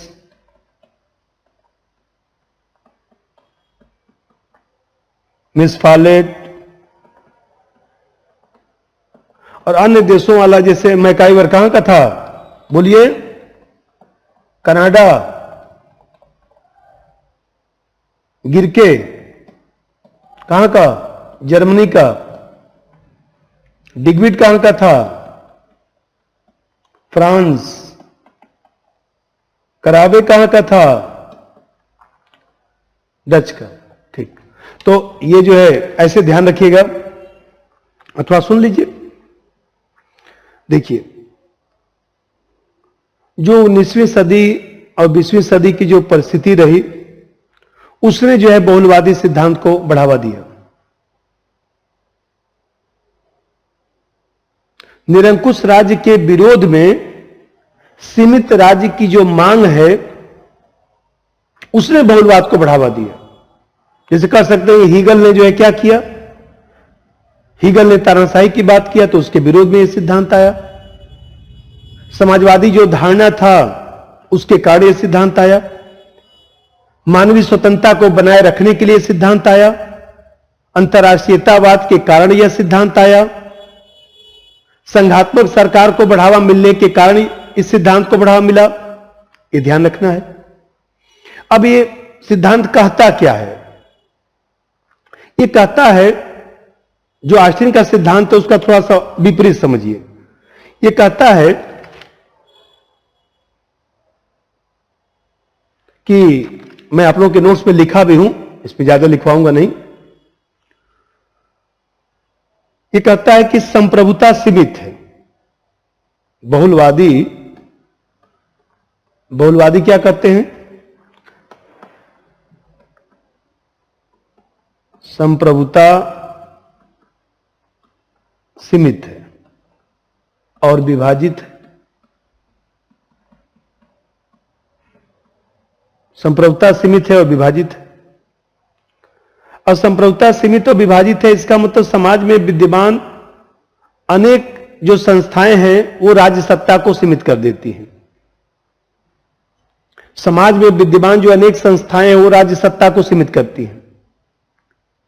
नागरिक जीवन में विभिन्न समुदायों का उतना ही स्थान है जितना राज्य का।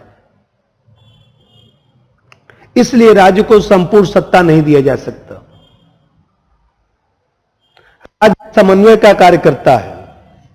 राज्य सब सत्ता राज्य के हाथ में नहीं होता है। मैं बहुलवाद लोकतंत्र में भी पढ़ाया था,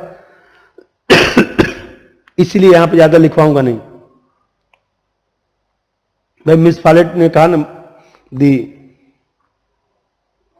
दी home of my soul in the state. अच्छा, अभी लिखवा दिया हूं, ठीक। राज्य मेरी आत्मा का घर है। तो जैसे मैं बता रहा था कि इसमें आपको 4-5 चीजें ध्यान रखना है। नंबर 1, ऐसे भी लिखना हो तो 1-2 लिख डालिए। क्या कंसेप्ट है, लिखिए। नंबर 1, राज्य में एकता नहीं अनेकता है। राज्य में एकता नहीं अनेकता है, अतः समाज में अनेक हित हैं। नंबर 2, राज्य समाज के अन्य समुदायों के समान एक समुदाय है।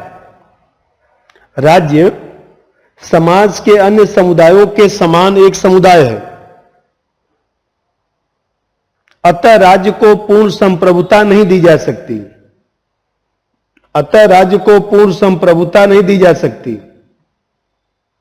और नंबर 3,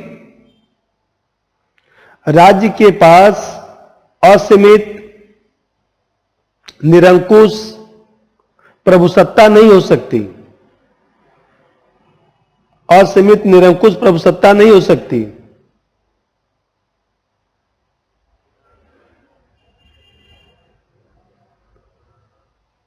अर्थात राज्य की प्रभुसत्ता अविभाजित नहीं है। राज्य की प्रभुसत्ता अविभाजित नहीं है। राज्य तथा विभिन्न समुदायों में विभाजित होनी चाहिए। राज्य तथा विभिन्न समुदायों में विभाजित होनी चाहिए। और नंबर 4, व्यक्ति की पूरी आस्था राज्य के प्रति नहीं हो सकता। व्यक्ति की पूरी आस्था राज्य के प्रति नहीं हो सकता, क्योंकि वह अन्य समुदायों के प्रति भी आस्था रखता है। भाई ये बताइए, व्यक्ति के विकास के लिए केवल राज्य की आवश्यकता नहीं है, समाज के अन्य समुदायों की आवश्यकता होती है, तो सिर्फ राज्य के प्रति कैसे स्वामी भक्ति हो सकती है? अन्य समुदायों के प्रति, इसलिए अन्य समुदायों को भी संप्रभुता मिलनी चाहिए। और एक पॉइंट और लिख दीजिए, प्रशासनिक विकेंद्रीकरण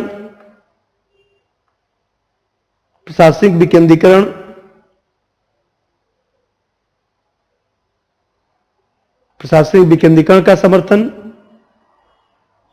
ठीक है, ये ध्यान रखना है। ऐसे मैकाइवर है, उसकी 2 किताब है ना, द मॉडर्न स्टेट और द वेब ऑफ गवर्नमेंट। और अब इसमें क्या क्या ध्यान रखना है, थोड़ा सा, ये तो मैं सिद्धांत बता दिया। अब इसकी आलोचना से ध्यान नहीं रखना है। अब यहां पर थोड़ा सा कुछ तथ्य है, मैं बोल देता हूं। इसे मैं पहले पढ़ा भी चुका हूं आप लोगों को, इसको मुझे याद आ रहा है। जैसे गेलब्रथ द न्यू इंडस्ट्रियल स्टेट, आपको ध्यान होगा, पढ़ा चुका हूं, याद आ गया। न्यू इंडस्ट्रियल स्टेट, ये तो कहता है आधुनिक राज्य औद्योगिक राज्य है। आधुनिक राज्य औद्योगिक राज्य है। ऐसे थोड़ा थोड़ा ध्यान रखना है। जानते हैं कि लास्की बताया भी था, औद्योगिक संघवाद की बात करता था। औद्योगिक संघवाद की बात करता है। और लास्की ने जो है बहुलवाद का प्रयोग जो है आर्थिक शक्ति के जमाव को रोकने के उद्देश्य से किया। कंसंट्रेशन ऑफ इकोनॉमिक पावर जो होता है उसको रोकने के लिए बहुलवाद का प्रयोग किया था। और एक दो चीज और भी है, मैं बता देता हूं। जैसे ध्यान रखिएगा कि बहुलवाद का दार्शनिक जो आधार है, लिख लीजिए, बल्कि लिखते रहिए, 2-4 लिखवा दूं। बहुलवाद का दार्शनिक आधार, बहुलवाद का दार्शनिक आधार विलियम जेम्स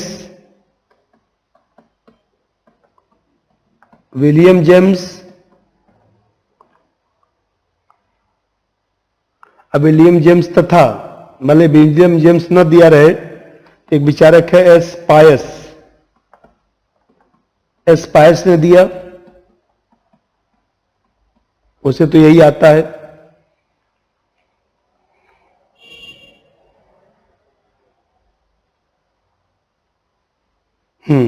ठीक है। और फिगिस के सामने लिख दिए चर्च के व्यक्तित्व की अवधारणा। चर्च के व्यक्तित्व की अवधारणा।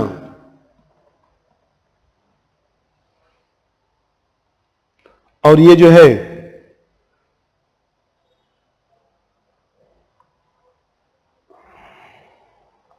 ठीक है, ये सी विलियम जेम्स का ही तो जो है प्रेगमेटिज्म है। प्रेगमेटिज्म, वास्तववाद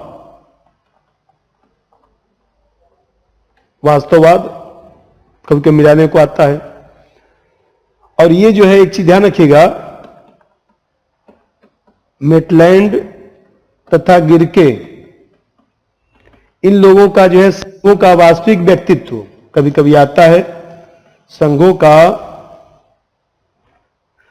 का वास्तविक व्यक्तित्व कभी कभी पूछता है, तो इसके सामने लगाइएगा।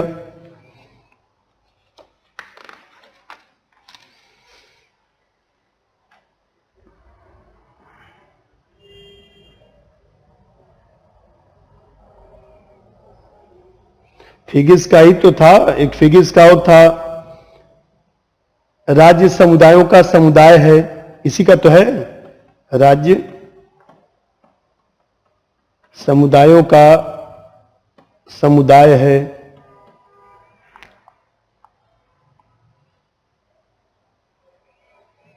और एक और चीज लिखवा दें, गिरके का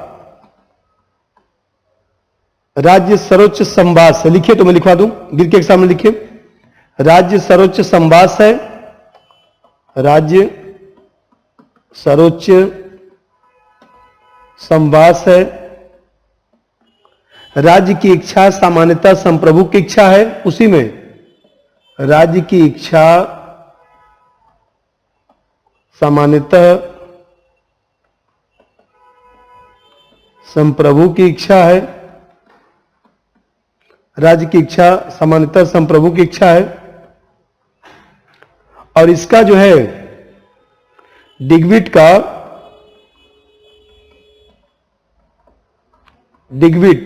के सामने क्षेत्रीय विकेंद्रीकरण कभी कभी मिलाने में आता है, क्षेत्रीय विकेंद्रीकरण कभी पूछेगा तो डिग्विट टिक लगाइएगा।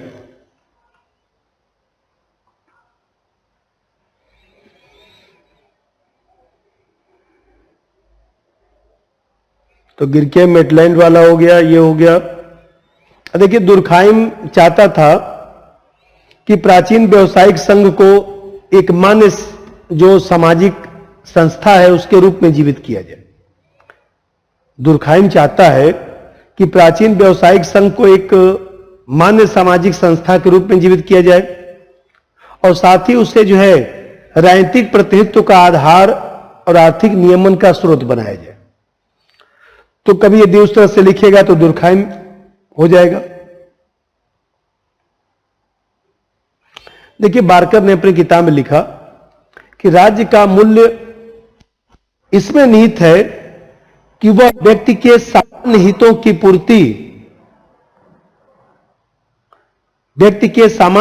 पूर्ति,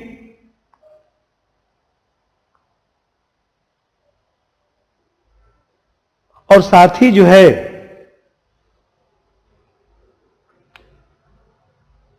देखा जाए तो एक सुदृढ़ भौतिकवादी आधार प्रदान करता है। राज्य समन्वय कैसे करता है? तो बार्कर ने, आप जानते हैं कि स्वतंत्रता, समानता, न्याय, इसमें संबंध जो स्थापित किया बार्कर ने, इसीलिए बार्कर बहुलवाद का समर्थन करता है। तो देखिए है तो बहुत सब चीज, लेकिन यह है कि इतना जो आप लोगों ने संप्रभुता में पढ़ा है, सोवरेनिटी में पढ़ा है, इसको पढ़ के, और नोट्स में भी 15 पेज हमने लिखवा रखा है संप्रभुता, उसको भी पढ़ लीजिएगा। और फिर इस पर संप्रभुता पर जो है लगभग 300 प्रश्न भी मैंने बना रखा है, वो 300 प्रश्न टिक लगा लीजिएगा। इसके बाद जो क्वेश्चन होगा, जितने सालों का होगा, कहीं पर भी कुछ पूछा होगा करिएगा और करके बताइएगा। आज की क्लास यहीं विराम देते हैं, धन्यवाद। सब्सक्राइब कीजिए हमारे चैनल को और बेल आइकॉन को दबाइए हमारी लेटेस्ट वीडियो सबसे पहले देखने के लिए।